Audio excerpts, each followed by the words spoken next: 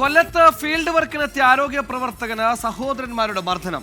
തഴവ കുടുംബാരോഗ്യ കേന്ദ്രത്തിലെ junior health inspector വിഷ്ണുരാജിനെയാണ് മർദ്ദിച്ചത്. വീട്ടുപരിസരത്തെ മാലിന്യം നീക്കണമെന്നാവശ്യപ്പെട്ടതിനാണ് മർദ്ദനം.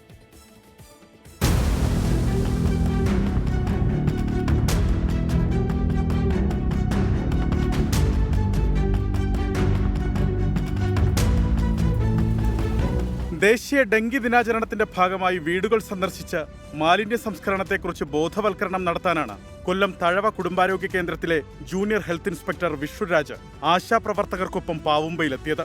പ്രദേശത്തെ ഒരു വീട്ടിൽ മാലിന്യങ്ങൾ അലക്ഷ്യമായി വലിച്ചെറിഞ്ഞിരിക്കുന്നതും പ്ലാസ്റ്റിക് കത്തിച്ചതും ശ്രദ്ധയിൽപ്പെട്ടതോടെ വിഷ്ണുരാജ് ഇതിനെക്കുറിച്ച് വീട്ടുകാരെ ബോധവൽക്കരിക്കാൻ ശ്രമിച്ചു.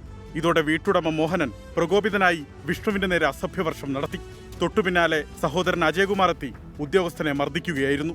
വിളിച്ച ഉടനെ പോലീസ് സ്ഥലത്ത് എത്തിയെങ്കിലും പക്ഷെ ഞാൻ ശരിക്കും വിചാരിച്ചത് ഇന്നലെ തന്നെ അവർ ആ പ്രതിയെ റിമാൻഡ് ചെയ്യുകയും പ്രോസസ് എല്ലാം പെട്ടെന്ന് നടക്കുമെന്നാണ്. അപ്പം ഈ പറഞ്ഞ പോലെ നമുക്ക് അതൊരു വിഷമമായിരുന്നു. അവർ വിളിച്ചിട്ട് ഇങ്ങനെ ഒത്തുതീർപ്പാക്കാം എന്നുള്ള രീതിയിലൊരു സംസാരം വന്നു.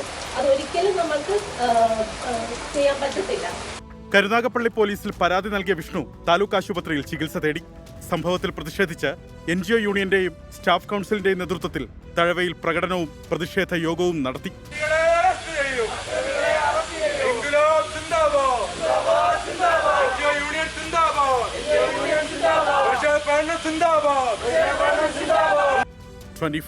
കൊല്ലം.